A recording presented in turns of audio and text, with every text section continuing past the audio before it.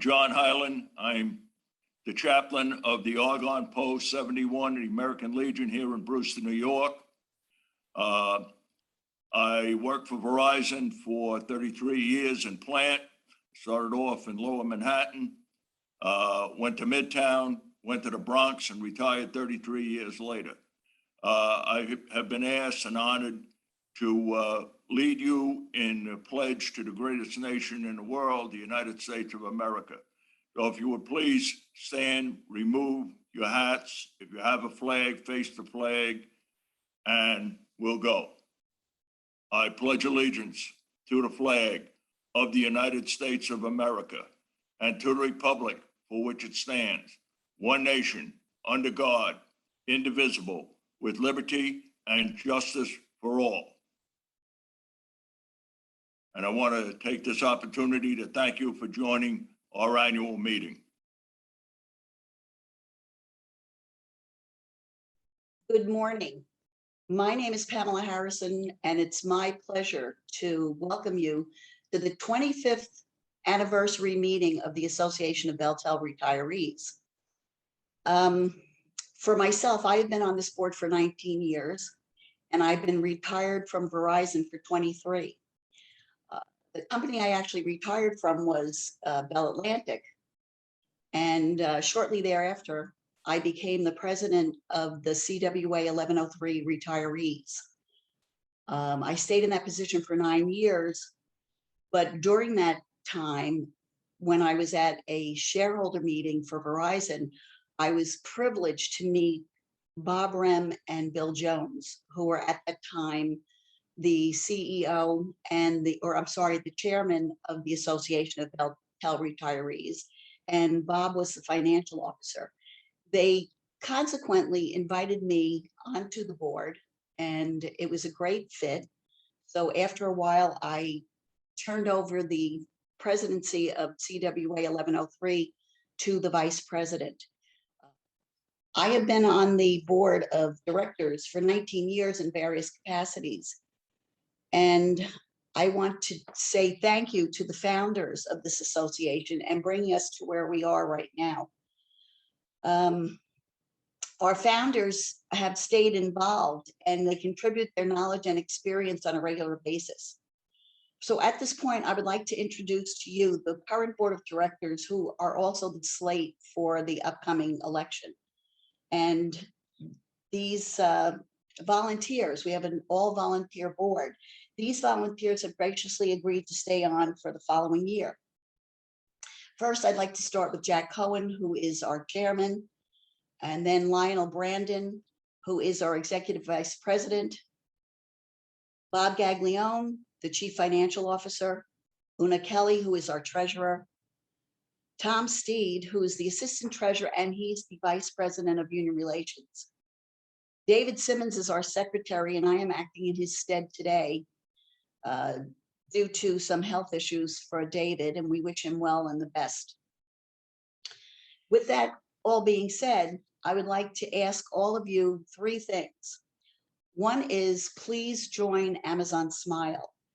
Over these past 2 years during this pandemic, and we've all been isolated, we've done a lot of online shopping. If you, like me, shop at Amazon, please just click onto Amazon Smile and do your shopping through that website. You can name the association as the recipient of your giving. That has been a tremendous help to us during this time, and we have gotten a nice passive income from that. It's helped to support our organization. The second thing I would ask you to do is please get your hands on Ellen Schultz's book, The Retirement Heist. When you read this, you'll understand what we're fighting for and how this all came to be, that our pensions and our health benefits are at such risk. The third thing I would ask you to do is please consider joining the association in a leadership role. A new perspective is always helpful, and many hands make light work. And the board is always recruiting. So with all that said, I would like to open this meeting officially. Thank you all very much for being here today. I wish we could be here in person next year. Thank you.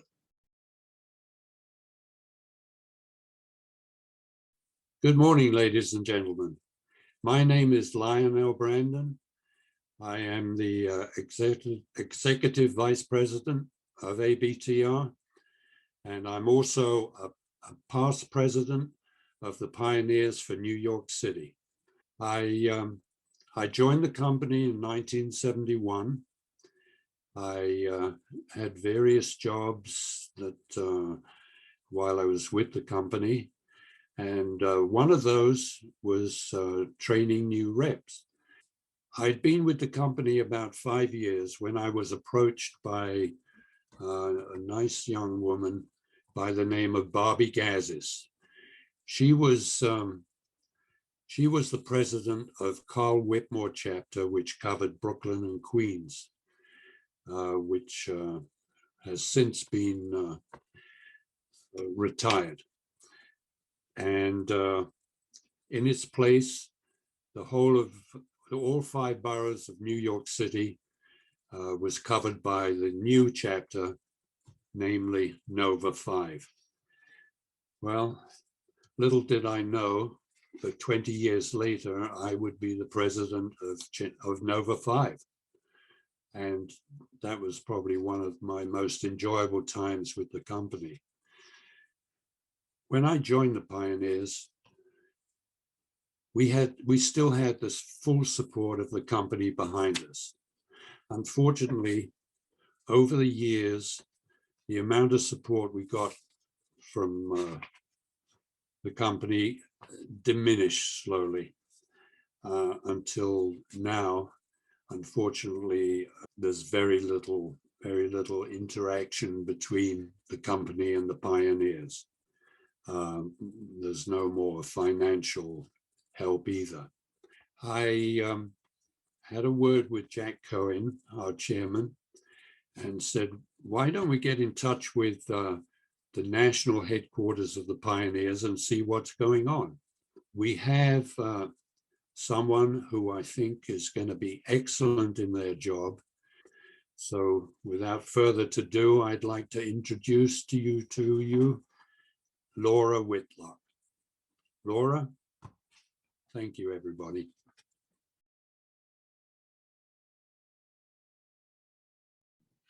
Great. Thank you, Lionel, so much for that nice introduction.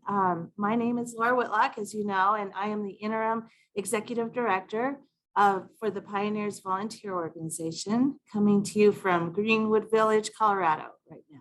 It's a beautiful fall day, and I am truly honored to speak with you today.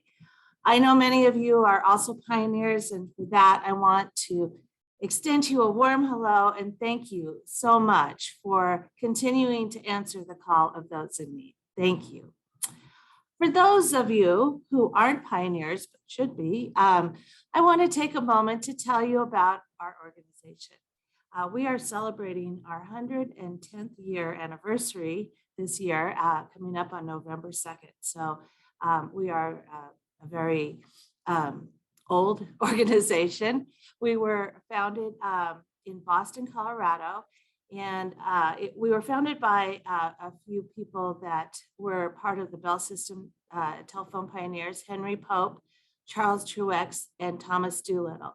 And they put together a group of retirees that they wanted to keep in touch with and get together. And, it started out kind of as a fraternal organization, and it turned into becoming more of a fraternal and then a service organization.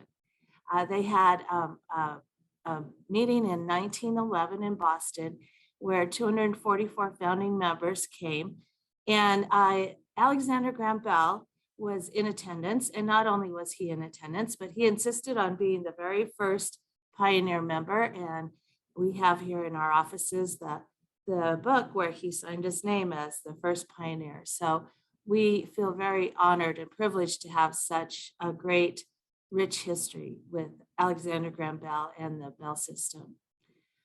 Back then, dues were fixed at $5 a year and $2 for every year thereafter.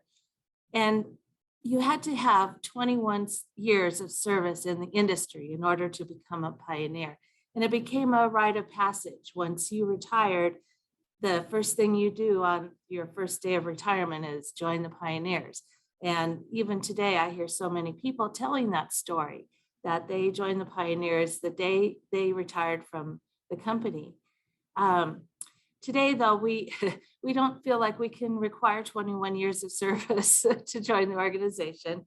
So we've opened up our membership to any people who are working for a telephone company or retired from the telephone company. And we've also opened it up to friends and family. So we're trying to support our ranks by expanding our requirements for membership.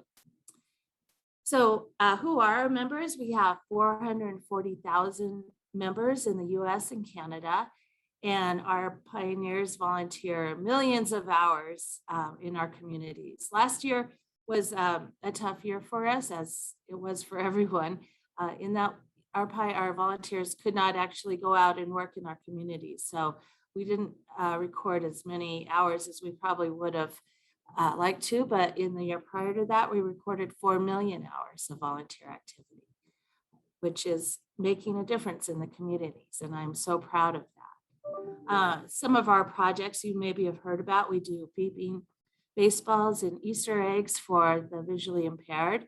And that was something that a pioneer created in 1946. And he made a softball that was made out of old telephone parts. And as you turn it on, and as it approached the batter, it would start sounding louder and louder to the batter, and he would hit it and run, even though he couldn't see it necessarily. I tried doing that once and was a complete failure. I cannot run blindfolded. It's really embarrassing. Anyway, some of our other projects are we make hug-a-bears for emergency responders to hand out to children who are in situations where they need comfort. We do a lot of work with veterans. We do a lot of work in the education field for children who are impoverished and need to have their school supplies bought for them or their lunch programs subsidized. So we do that kind of volunteer work throughout the community. And you might see us out there cleaning up beaches or parks or building ramps and helping repair camps that have for special needs children. Anyway, we do a lot of that. And I'm very proud of the work we do. And for those of you who are out there doing this sort of work, I just want to thank you from the bottom of my heart. I'm delighted to know your chairman, Jack Cohen, and I consider him a friend and a partner. And we've been talking together about similar concerns we both have. And what I've learned about your organization is that you are a passionate and driven organization, and you're standing up for the rights of telephone company retirees. And that's so important. And again, I want to thank you for that important work that you do. Our membership is made up of employees and retirees of different telephone organizations, such as AT&T, New Vision, Verizon, CenturyLink. These companies were strategic partners of ours initially, and that's how we had access to recruit new members. So when someone retired from AT&T or Verizon, we could reach out to them through their company. Today, the only company that is willing to work with us like that is AT&T. So they actually help us by collecting dues and giving us access to their employees. But it's a little more difficult for us to reach those pioneers that, or those potential pioneers that were part of Legacy West, which is the CenturyLink, or a part of General Electric. And then we also have members that are up in Canada, and they're part of the SaskTel Bell Company. So it's more challenging for us to reach out to these people. And I know some of the challenges that we face are similar challenges for your organization.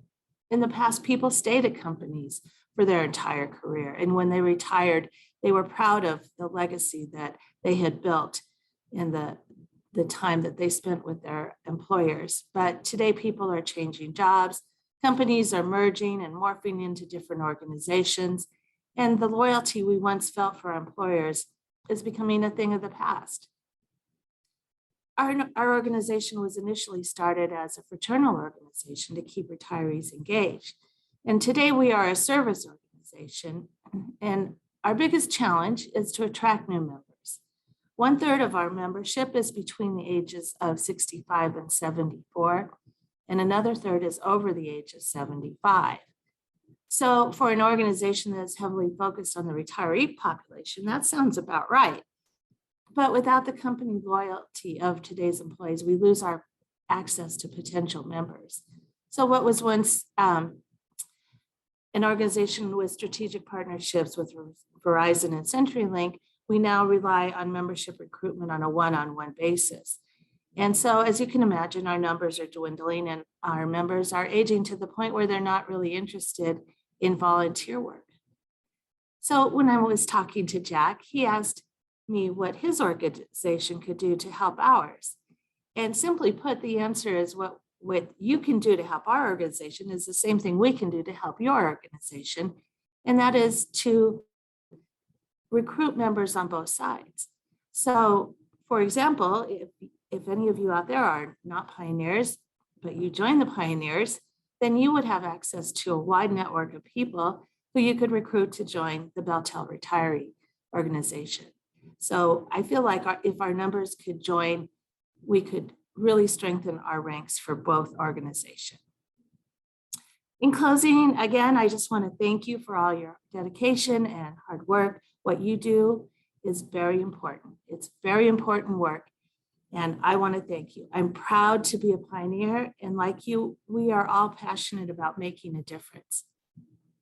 Don't underestimate the impact we have within our memberships and in our communities. As you celebrate 25 years, I want to congratulate you on proving that when passionate people join together to do what's right, the results are monumental. Thank you again for having me, and I look forward to getting to know more of you. I'm Michael Barish, Managing Attorney of Barish McGarry, and I'm here with retired Deputy Chief, FDNY, Richie Allies, who you may recognize. Richie, you spoke before this group a few years ago. Yeah, I had the honor of speaking to the group up in Atlantic City in 2017, which seems like ages ago because of the pandemic, but happy that everyone's gathered again and we can at least get to you via Zoom. And you know what, at least this is helping us get the word out, because one thing that we've found, and we represent hundreds of your fellow retirees and even active Verizon guys, is that people don't realize that Verizon employees were integral to the restoration of communications in Lower Manhattan, and that those people working in the pits, in the streets, as well as in the offices, were breathing the same contaminated dust and air as the New York City firefighters and cops. And that's why, going to that meeting back in 2017 kind of lit the fire under the Verizon employees, because it involved other labor unions as well. Mike McFadden from IBEW, New Jersey, CWA 1180 was there in attendance, and Verizon employees from all different categories. And we have hundreds now clients that have been able to get into the health program, which I'm going to talk a little bit about, and get compensation with the Victim Compensation Fund due to the work of Michael Barish's diligent attorneys here at the firm. So Richie, we're talking about BellTel retirees, but this encompasses, at least in our office, over 300 current and retired Verizon workers, over 50 AT&T workers, and then many people from Empire City Subway. Again, all exposed to the same toxic dust as Detective James Zadroga. When they did the autopsy of Detective Zadroga, they found ground glass in his lungs, as well as asbestos and lead and benzene. All these are known carcinogens. So again, it's not just the guys in the street, it's also the people at 140 West Street. So yeah, please help us spread the word. 68 cancers have now been linked. The government established two programs. Richie, would you speak about the health program? Yeah, the health program, which is really for me is the crust of the law. Tremendous free health care for anyone that was exposed. So it's obviously everyone that we're talking to. It's a nationwide program, so regardless of where you are, you're a retiree, you could be any part of the country, it's in all 50 states. Guarantees an annual medical exam where they check for 9/11 related illnesses. What are they? Everything in the respiratory family that you can think of, things like asthma, COPD, sinus issues, very, very common, gastrointestinal illnesses, GERD and Barrett's esophagus, and as Michael just said, over 68 different cancers. Very important is that prescription coverage for any medications that you need is completely paid for by the federal government. So as a retiree, never, and a union employee, never use your union prescription plan to get 9/11 related drugs, and don't use your Medicare Part D plan either. You can have it all. They all have co-pays and annual caps, so you want to use the federal program, which is free of charge for everyone. And once the World Trade Center Health Program certifies someone with a 9/11 illness, and again, there's a presumption linking these respiratory illnesses and cancers to the 9/11 toxins, well then you're entitled to compensation from the other program called the Victim Compensation Fund. And we often talk about how the government did the wrong thing when they told us the air was safe to breathe. Remember that? Well, it wasn't safe. Well, they did the right thing by creating these two programs, and the Victim Compensation Fund pays significant compensation to people with permanent illnesses. More importantly, you're protecting your family. So just to give you an example, they're giving $200,000 to $340,000 for all of the major cancers. This is just for pain and suffering. They're also awarding $90,000 for skin cancers, which, by the way, is the most common cancer in the 9/11 community. Basal cell, squamous cell, melanoma. Then it's prostate cancer for men, breast cancer for women. And then the respiratory illnesses, which are not as severe, which are not life-threatening, well, the government's awarding about $20,000 to $30,000 for those illnesses, which I know is not a lot, but you know what? At least it gets you into the program. And I can't emphasize enough how important it is. And Richie, would you tell people, why are we telling even healthy people to register? Because the event was 20 years ago, you have to prove your presence as a requirement of the federal government, and that's done by having eyewitness affidavits, co-workers.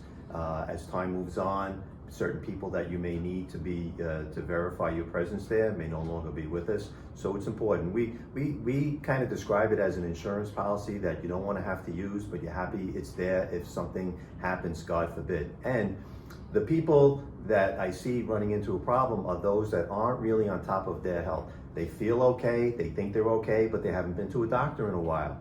That's why you need the health program. The health program focuses, does a lot of cancer screening. So skin cancer is the #1 cancer in the 9/11 community. Why? All of those toxins that Michael just spoke about, the pH of those toxins is the same as Drano. That's why it's #1. In descending order, a couple of cancers that show no symptoms but are very easily detected through simple tests. Prostate cancer for men, a simple blood test, a PSA test.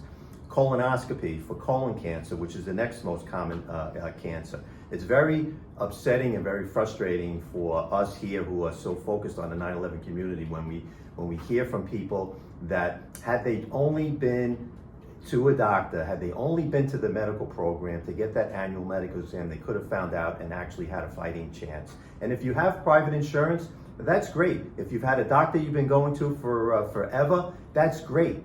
Go to your annual, get your annual medical from your primary care physician. But then 6 months later, schedule a World Trade Center medical exam twice a year. At least you'll be doing everything possible to protect yourself from a catastrophic illness. And the last thing I want to say is, if you know anyone who has passed away from a 9/11 cancer, and again, there's a presumption that all these cancers, these 68 cancers, are linked to the toxic dust, please, it may not be too late for the family to register a claim and get significant compensation, but they have to register. And the law technically says you have to do so within 2 years of your loved one's passing. Well, there are extenuating circumstances sometimes, which the special master of the victim fund can find. So even if you've missed the 2-year deadline, register anyway. Protect yourself, protect your families, and help us spread the word. And let me leave you with one scary statistic in case this passionate lecture you just got doesn't motivate you to go to the doctor. In America, 38% of Americans can expect to be diagnosed with some form of cancer. That's a scary stat in and of itself. A member of the 9/11 community has a 19 to 32% greater chance on top of that. So do yourself a favor, do it, if not even for yourself, do it for your family and your loved ones. So anybody who was working or living south of Canal Street on 9/11 or during any part of the 8 months following is eligible. Please take advantage of these programs. Thank you and stay safe. Thank you.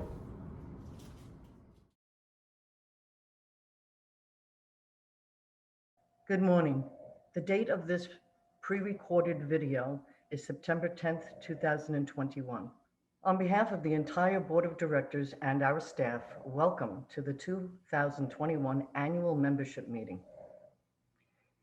Together, we celebrate an incredible 25th anniversary of the association. Also, with sad but full hearts, we mourn the passing of our long-serving and beloved chairman, Mr. Jack Brennan. He is sorely missed. I am your treasurer, Una Kelly.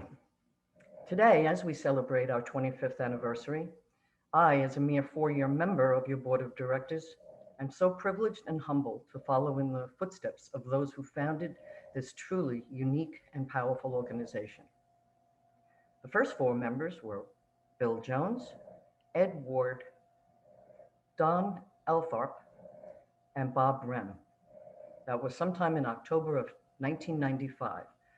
Later, Mike Kaklinka, Joe Ristusha, and John Parente joined as founding members when the association was incorporated. Later, Lou Miano, Eileen Lawrence, and Jack Brennan became part of the association. We can never adequately express our gratitude to our founders and of course their spouses and their families for the thousands of volunteer hours, this crisp awareness of all of the issues, and of course their service and dedication. Thank you, our founding fathers. As your treasurer and on behalf of the board, I wholly thank all of our members for your financial support. Frankly, this association exists because of your generosity.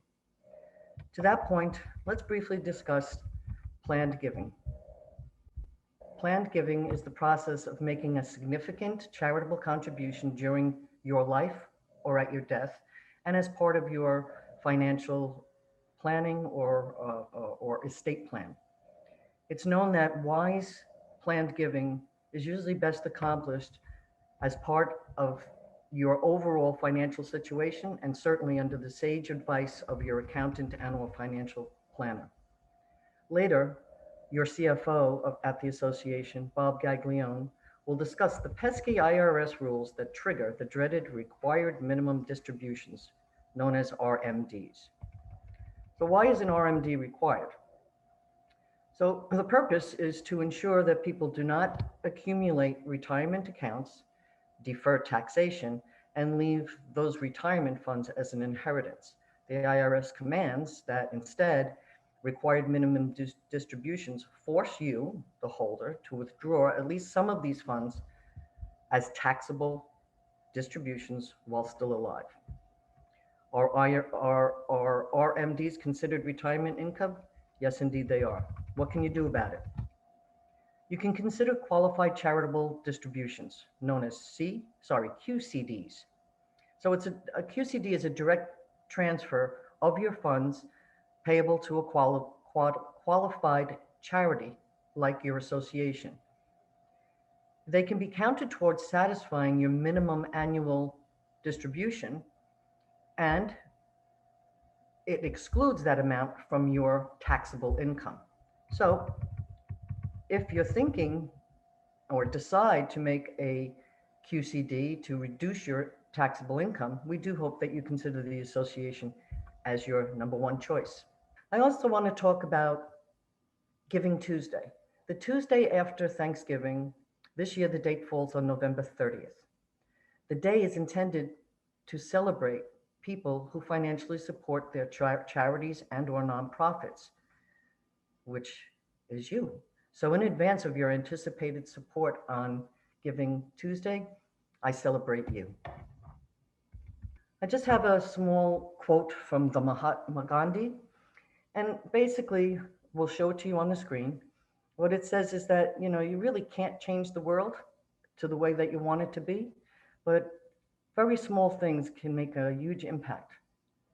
And so he says, in a gentle way, you can shake the world. Very simple, and I think very poignant for today's discussions. I also want to finally thank Tom Butler and his staff for expertly facilitating this virtual meeting. Now, please help me welcome our next speaker, Mr. Bob Gaglione. Thank you.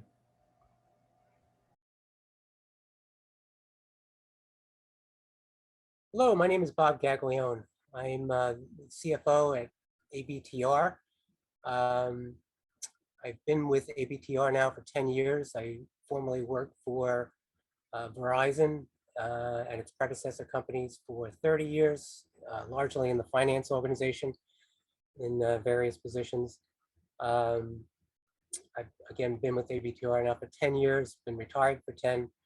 And today what I'd like to do is share with you the financial results of 2020 and 2021 year to date, very briefly, and tell you a little bit about the way that we operate at ABTR in the financial realm.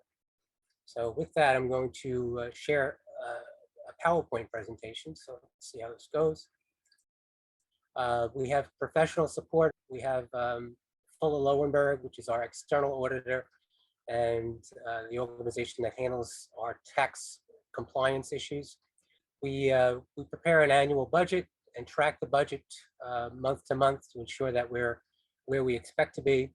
And we, again, provide periodic status reports to the board as needed.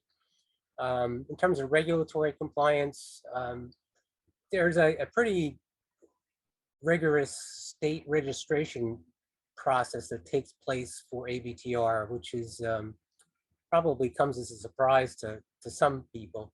With the assistance of Fuller Lowenberg, we meet this requirement each year. We also have our external audit, as I mentioned earlier, which is a requirement driven by state registration requirements. Okay, let's take a look briefly at our 2020 financial results. Of course, 2020 was anything but an ordinary year for everybody with the pandemic. Fortunately for ABTR, our contributions held fast, and we had a slight increase to a total of $587,000 in 2020.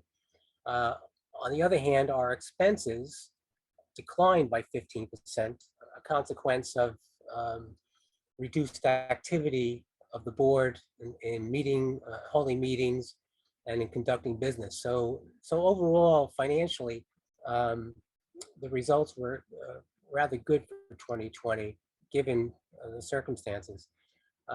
We received a positive opinion on our financial reports from the accountants in July of this year for 2020. Our IRS 990 tax return was successfully filed, and we also received a small amount of pandemic relief last year. So overall, it wasn't such a bad year financially for the organization.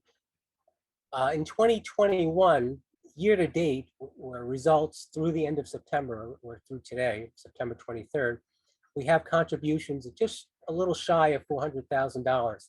When tracked against our budget, is slightly below where we had hoped to be at this time, but only slightly. I show 8% here versus 2020, but that's unadjusted. And there were a couple of items, including the pandemic relief, that were in the 2020 numbers. So the decline is a little bit less than 8%. And we're hoping to make that up in this final quarter. On the expense side, we have a 5% increase in expenses over 2020 thus far. And that's not unexpected given the 15% decline in 2020 versus 2019. So good numbers here as well.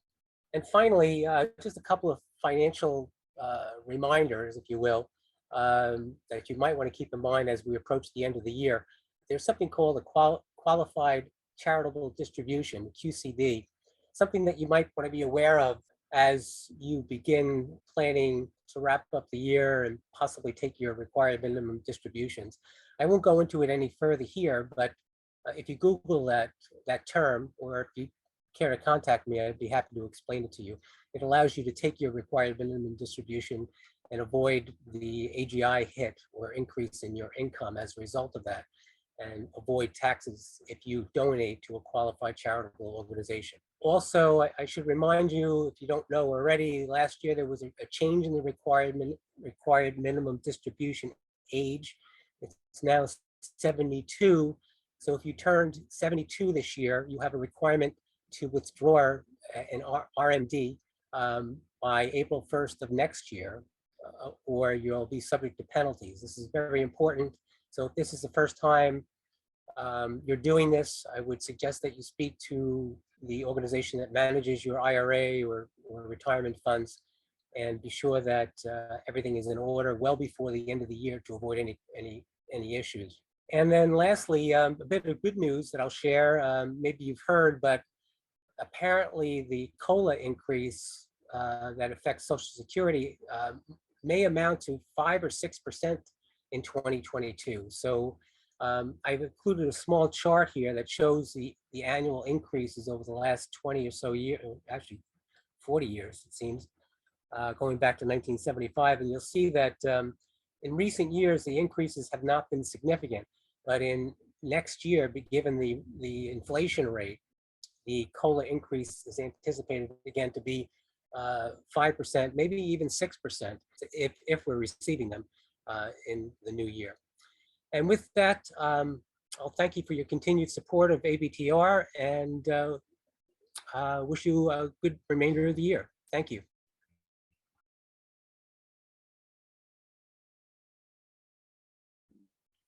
Hi, everybody. My name is Thomas Steed.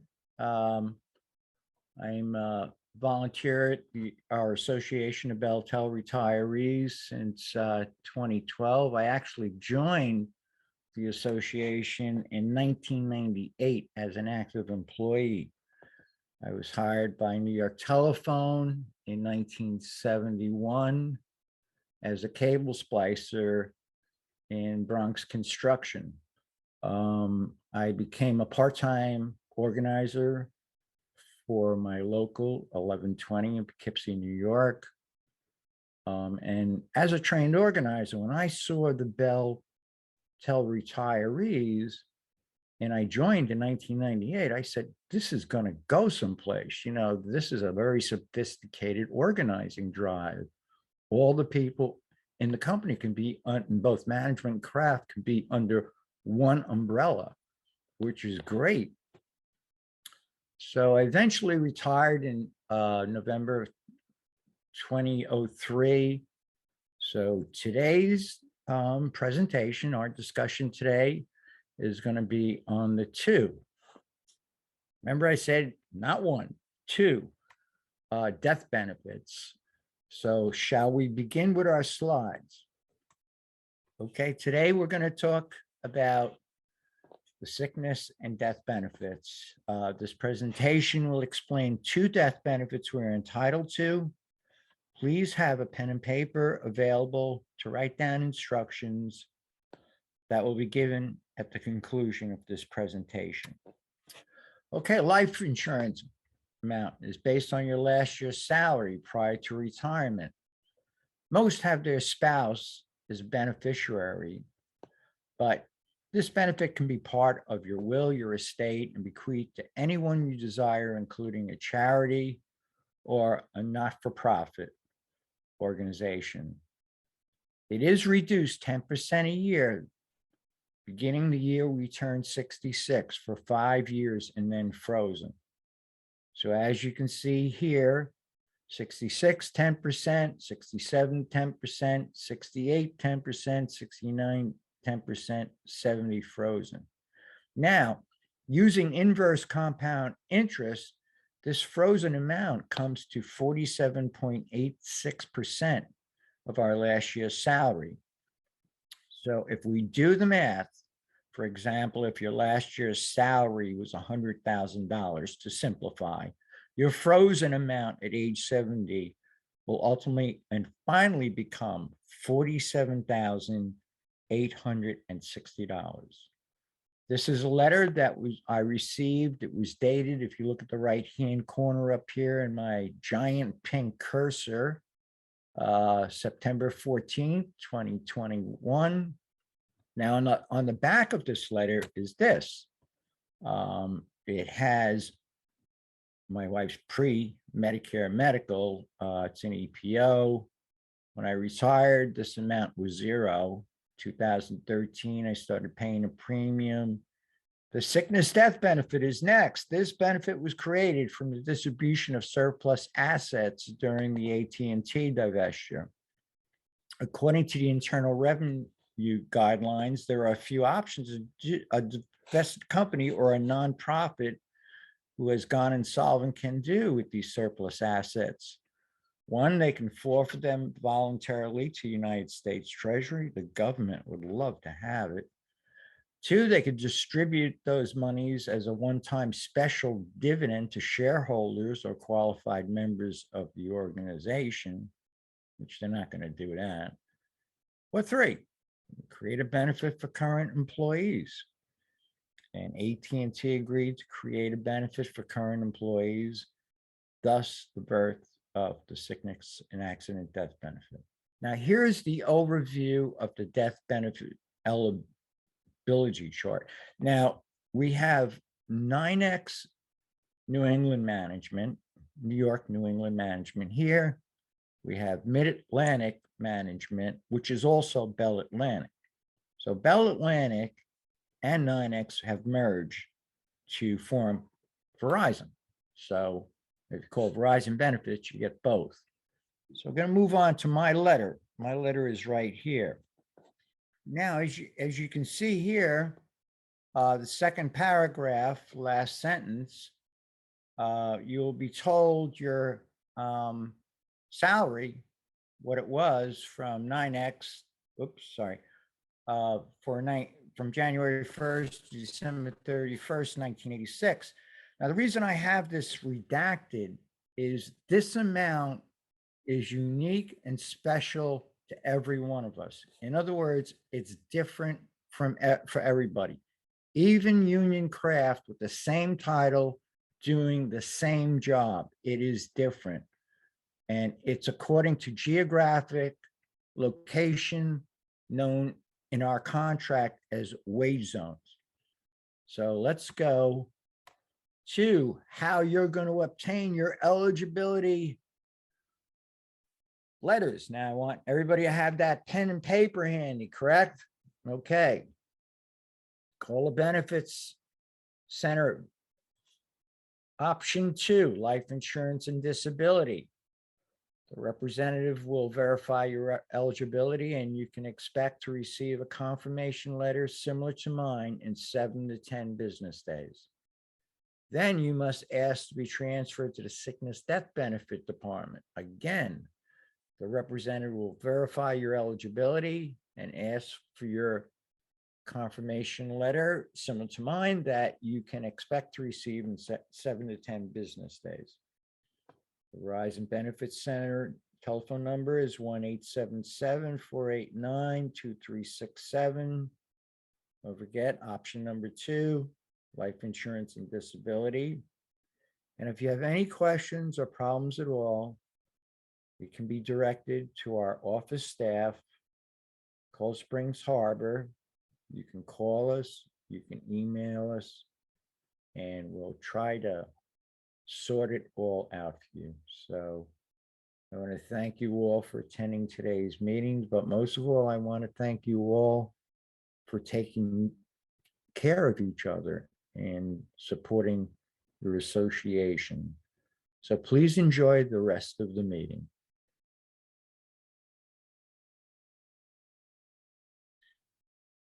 Good morning. My name is Edward Stone, and I'm special counsel to the Association of BellTel Retirees. I'm very proud to have been associated with this robust organization for the past decade. I'm also very excited about this being the 25th annual meeting and the 25th anniversary of this association. This association has been a pioneer and a model for retiree associations all over the world. They haven't just been advocates, they've been leaders on key issues. They've been proxy warriors on issues like executive compensation. And I'm very proud to continue my partnership with this association in the creation of a new retiree advocacy group called Retirees for Justice, which I created in partnership with the Association of BellTel Retirees to combat the ongoing assault on retiree earned benefits. And that's what we're here to talk about today. But first and foremost, we've seen a real attack on earned benefits. And it started with healthcare, and it really started with reservation of rights clauses that got inserted into plan documents. And those reservation of rights clauses were really sneaky. What they really said was the company reserves the right to amend or terminate or change a plan at any time. And when they were first written, nobody thought all that much about it. But what's happened over time is reservation of rights means elimination of rights. And so that's what started this kind of onslaught against retiree benefits. Companies found out that they could kick retirees to the curb and nobody was going to do anything about it. So that's where we come in. As all of you know, I'm sure, healthcare costs are on the rise, pharmaceutical drug costs are on the rise, but your benefits are stagnant. And now, for those of you who've been de-risked into a group annuity contract, you're never going to see a cost of living increase. In fact, the contracts themselves prohibit it. More and more companies are transferring their pensions into group annuity contracts. And that's one of the key issues that we address on a regular basis. The growth of pension risk transfer has been enormous. In fact, some would say staggering. Since I started tracking this in 2012, right around the time that the Verizon deal was getting finalized, more than $190 billion in pension liabilities has been transferred into the hands of a select group of insurance companies. And that's a concern for a lot of reasons. So we track that on a regular basis. And you should feel free to contact me at any time with any questions you have about these statistics. They're very hard to assemble. We expect that by the end of this year, the end of 2021, the total amount transferred in pension risk transfer deals will exceed $200 billion. That's getting to be a very significant chunk of retirement assets. And our job is to keep track of what these insurance companies are doing, Prudential and others, to make sure that we are protected and that something doesn't happen down the road that could impair retirees' ability to collect their pension checks. Obviously, your pensions are very important to you, and we fight to protect your pensions. You should be proud to know that your organization has been at the forefront of pushing for answers. And we recently met with Prudential management to talk about what these transactions really mean for you as retirees. And we were assured that although they have sold off a number of retirement businesses, the pension risk transfer business is still the same management. It's being handled by the same people in the same place. And we were given assurances that nothing has changed. We did raise a lot of concerns about what it means after these businesses are sold off. Will they need to keep the same number of employees? Will they try and reduce their workforce? Will they provide the same level of service that they provided in the past? And we're in constant dialogue with Prudential to make sure that we keep them on the straight and narrow and that they give us honest answers to what they're doing with your pension assets. Obviously, this is very, very, very important stuff. But for now, we know that the business is happening in the same way it was happening before. The service levels are expected to be the same. As I said earlier, though, you will not get any sort of increases because once a pension is transferred into a group annuity contract, the amounts are fixed and determined. They cannot change by contract. So there will be no COLAs. And that is an unfortunate reality, but that's a question that comes up a lot. Um, One of the important and exciting things that we've done over the past year is that the Association of BellTel Retirees has partnered with a new 501c4 called Retirees for Justice. And the key objectives of the Association of BellTel Retirees and Retirees for Justice is to try and amend ERISA to restore some of those teeth that have been kicked out over the years by a variety of court actions, and to lobby Congress to put in place the protections that were originally intended and to stop discrimination against retirees. We have already drafted an amendment to ERISA that we're going to take to Congress this year, and we hope that by next year, 2022, we'll have firm support, and hopefully we'll be able to enact some protections that would prevent discrimination against retirees and also add some protections to retirees in de-risking transactions. This is a really complicated area because ERISA governs the defined benefit plan, but once it's offloaded into a group annuity contract, ERISA no longer applies.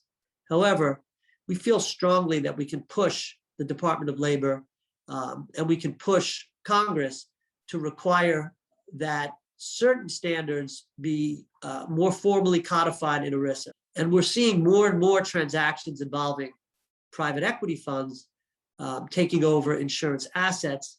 And this is an area of grave concern for me and for members of the association.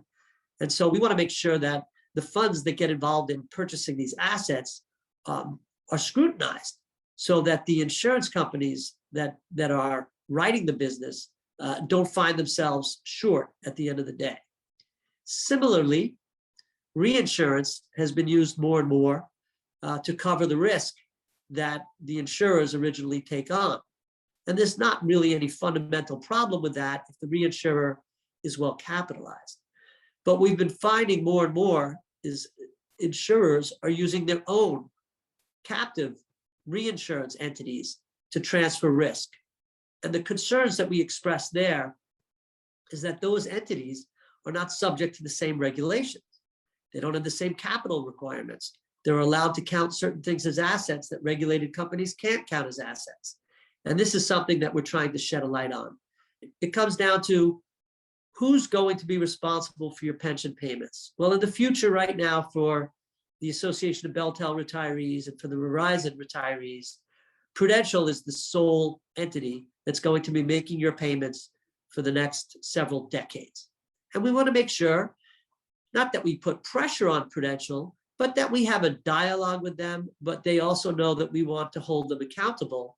And we want to be able to identify any risks that we see in the way their business is being run, so we can bring it to their attention, and so we can bring it to the attention of any regulator, so that we don't find out when it's too late to do anything about it, that the assets needed to cover those future liabilities are no longer there.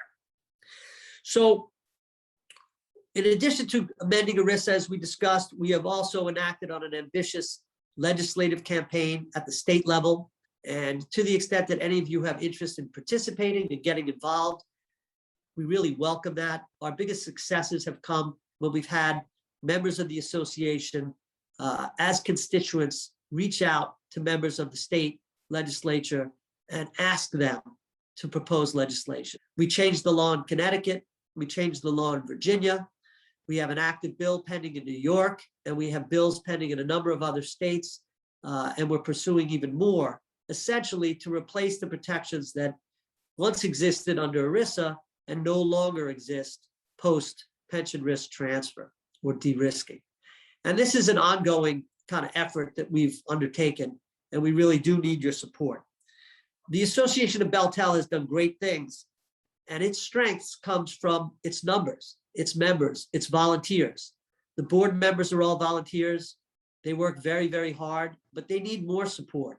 So if members can step up and participate on committees, or to offer to write to their state legislatures, or to participate in any way, that would really go a long way to help fight to protect earned benefits for retirees, a subject that I think is well worth fighting for. Retirees for Justice is committed to working with the Association of BellTel Retirees for a number of reasons. We're going to take on all of the lobbying responsibility. There are some limitations with the Association of BellTel Retirees as a 501c3, and we've addressed that painfully and painstakingly with auditors and come up with a system that allows Retirees for Justice to advocate for the same issues that the Association of BellTel Retirees are concerned about, but in a way that will protect the tax status, tax-free status of the association, allow it to thrive for another 25 years. Retirees for Justice grew out of the same pioneering spirit that I learned from the Association of BellTel Retirees. I am absolutely proud to be associated with this group and looking forward to enacting positive change at the state and federal level so that we can protect earned benefits for retirees.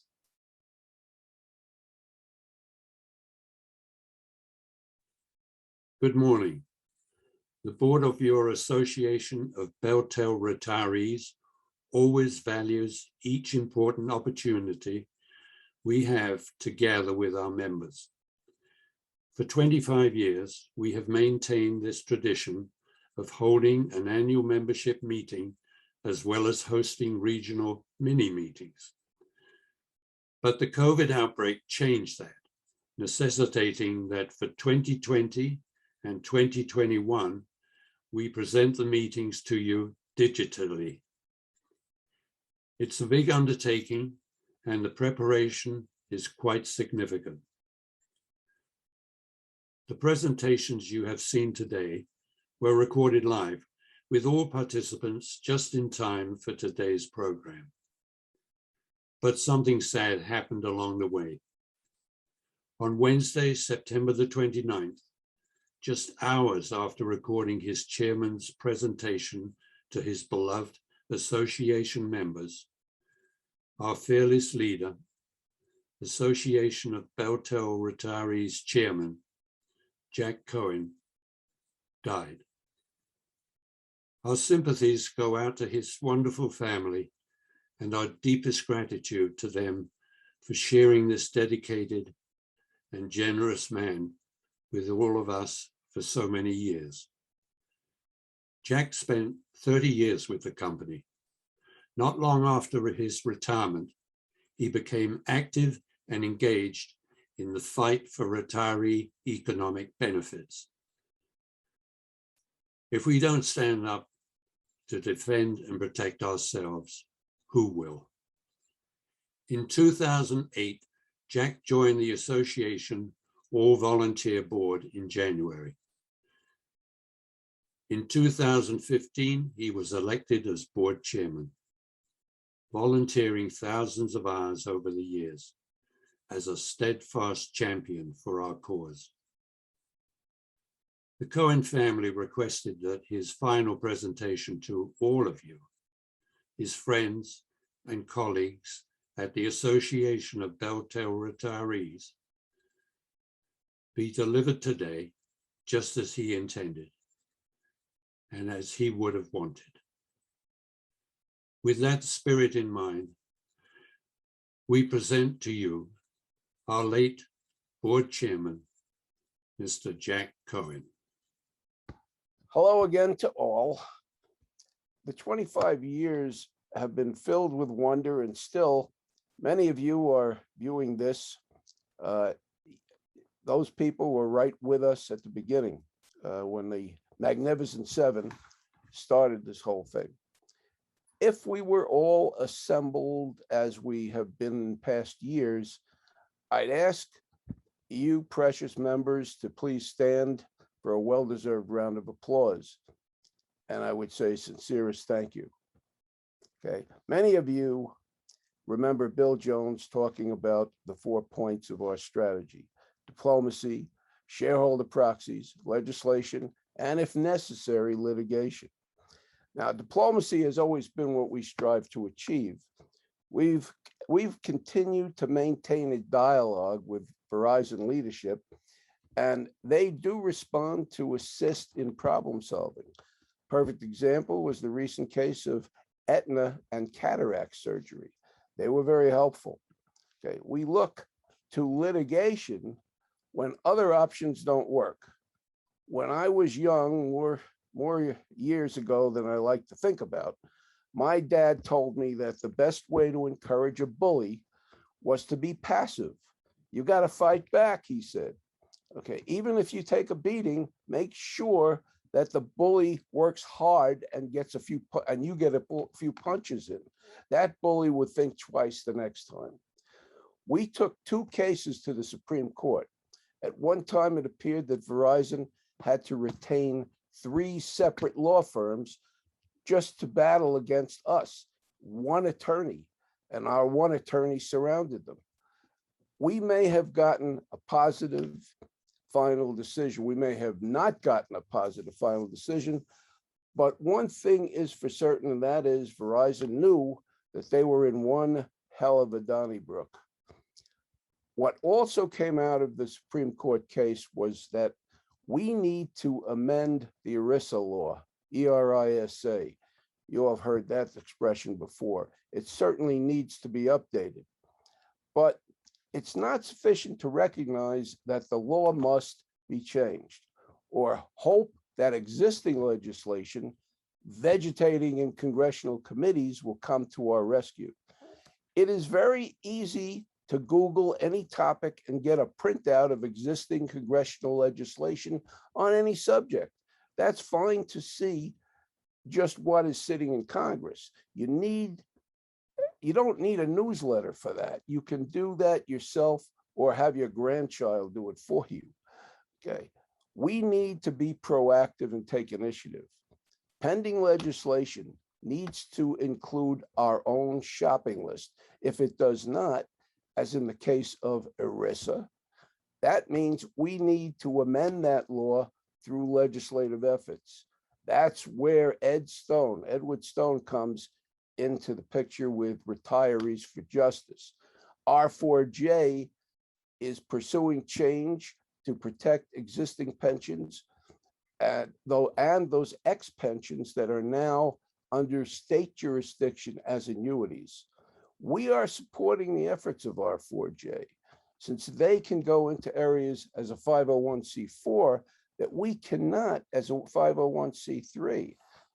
They are not exclusive to telephone people either, because every retiree, regardless of where that person was an active employee, that retiree has a stake in legislation. We hope you will also support the efforts of R4J to help get things done.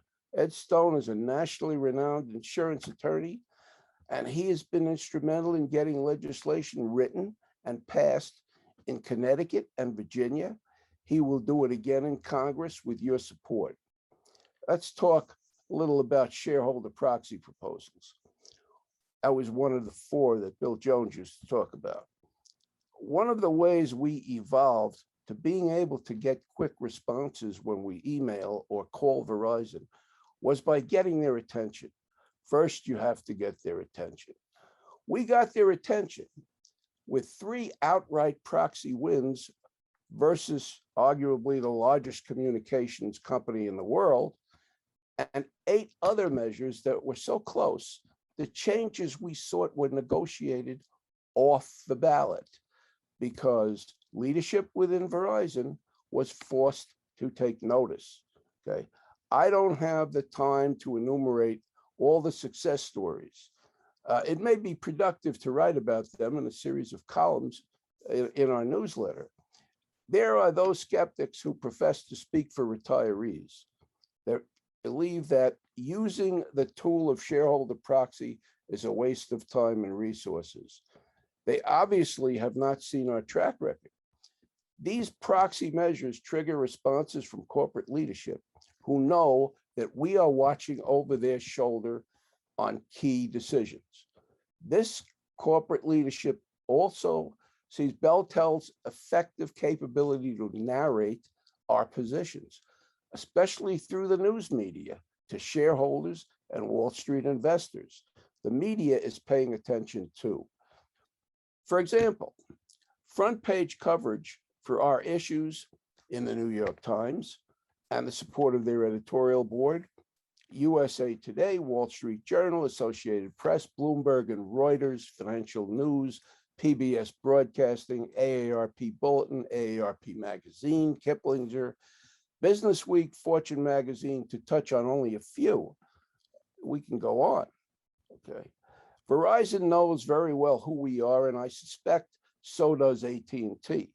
If not, they will make our acquaintance because we expect to be at the shareholder meeting next year in 2022.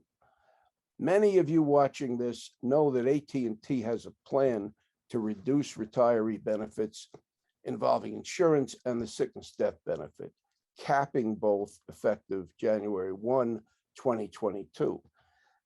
That is what got the attention of the Association of BellTel Retirees. The benefit cut is insidious at best and outrageously sinister because it is an attack on surviving spouses. Literally, they are hoping to retrieve some of the millions of dollars lost by poor business decisions. They want to recoup some of those dollars over the bones of the retirees. We don't profess to speak for AT&T retirees. There exists a host of AT&T retiree organizations, some activists, some social.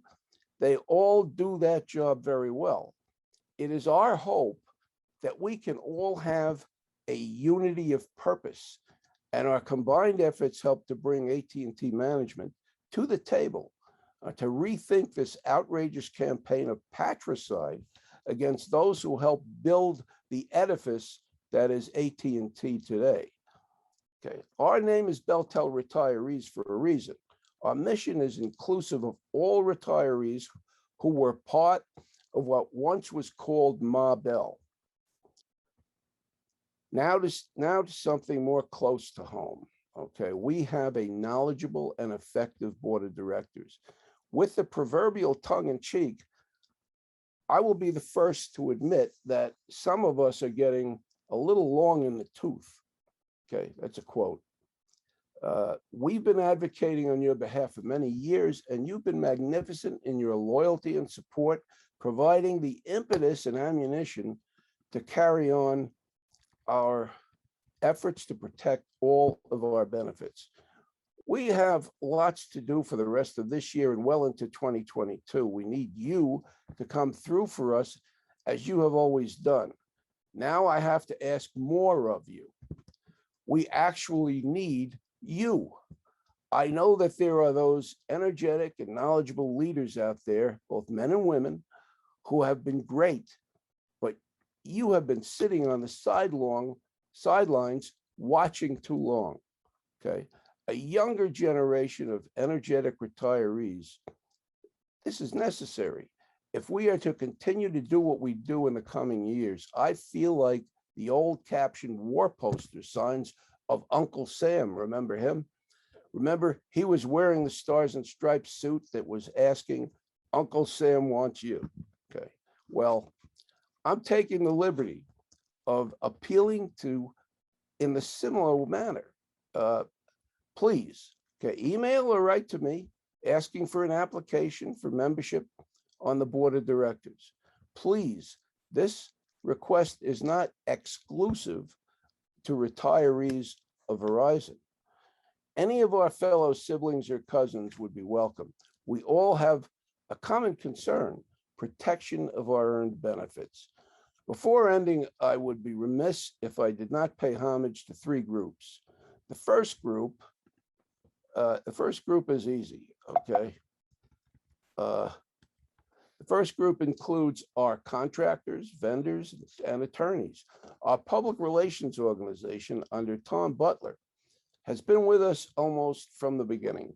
They oversee all our technical efforts as well as keeping us in the news media. Under conditions of great challenge and adversity, they have been dragging us kicking and screaming into the 21st century. Also, there's Ed Stone. Ed Stone Law is part of our family and provides our learned counsel as well as administering to Retiree for Justice. Our success with our history of proxy proposals would be nothing without the counsel of our two attorneys in that direction, whom we've given the name Proxy Boys. They are our guides through the maze of proxy sessions each year. Secondly, there is our board of directors, many of whom may be considered walking wounded. Obviously, they are all seniors as such are subjected to what Bill Jones used to say, getting old is not for sissies. Okay. Regardless, they continue to spend thousands of volunteer hours on behalf of you. Okay. I could never adequately express my appreciation and respect for my amazing team. Last and certainly not least are the angels who run our office manager, Steph Baker, and her able sidekick, Kathleen. They are the circulatory system running our office. Okay, even remotely, when we were hit by the pandemic, they were right there. This is the amazing team that responds when you need to call our office. They are beyond great and have both our respect and appreciation for what they do to keep us going. As we close this anniversary celebration, we have had an amazing 25 years of success and results for retirees. We salute our founders for the vision they had and how necessary it was then and especially now. Some retiree associations have ceased operation. Time is always on the side of those who want to erode that which we have earned and which has been promised to us throughout our careers. Our lights are still on because there is so much to fight for on your behalf, and we will continue to exist because of our loyal members. As I have always said, we are nothing without you. Thank you so much for your attention and accept our wishes to you for a wonderful remainder of 2021 and an even better 2022. Thank you.